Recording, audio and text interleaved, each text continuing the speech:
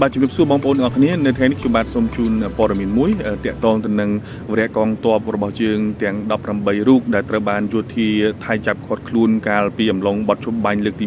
1នឹងត្រូវបានដោះលែងនៅថ្ងៃស្អែកវេលាម៉ោង12ថ្ងៃត្រង់ហើយនេះជាការលើកឡើងរបស់ឯកឧត្តមបនាយករដ្ឋមន្ត្រីប្រាសុខុនរដ្ឋមន្ត្រីក្រសួងការបរទេសនិងសហប្រតិបត្តិការអន្តរជាតិកម្ពុជាហើយឯកឧត្តមបានបញ្ជាក់ថាឯកឧត្តមបានសាកសួរទៅកាន់សមាភិកីថៃថាតើបានផ្ដល់ព័ត៌មាននេះទៅកាន់គណៈកម្មការកាកបាទក្រហមអន្តរជាតិហើយនៅហើយភាគីថៃគឺបានបញ្ជាក់ថាខ្លួនបាន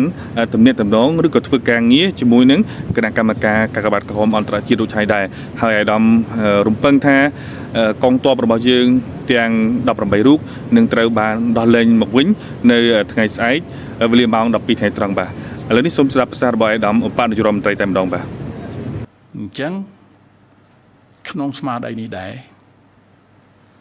ទាហានយើងទាំង18នាក់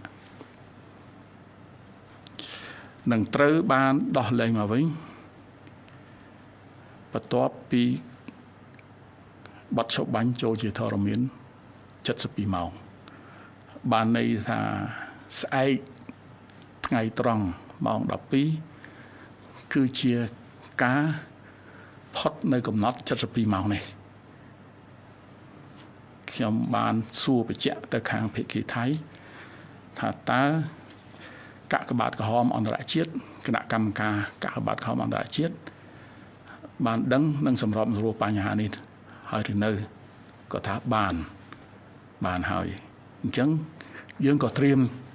លក្ខណៈដែរហើយសង្ឃឹមថាมันមានបញ្ហាអីកើតឡើងពីនេះទៅដល់ម៉ោង12ថ្ងៃត្រង់ថ្ងៃស្អែកទេហើយនឹងបានទទួលស្វាគមន៍ទាហានយើងទាំង18នាក់ដើម្បីគាត់បានវិលត្រឡប់មកផ្ទះសម្បែងជួបជុំគ្រួសារប្រពន្ធកូនឪពុកម្ដាយរបស់គាត់វិញដោយសុវត្ថិភាព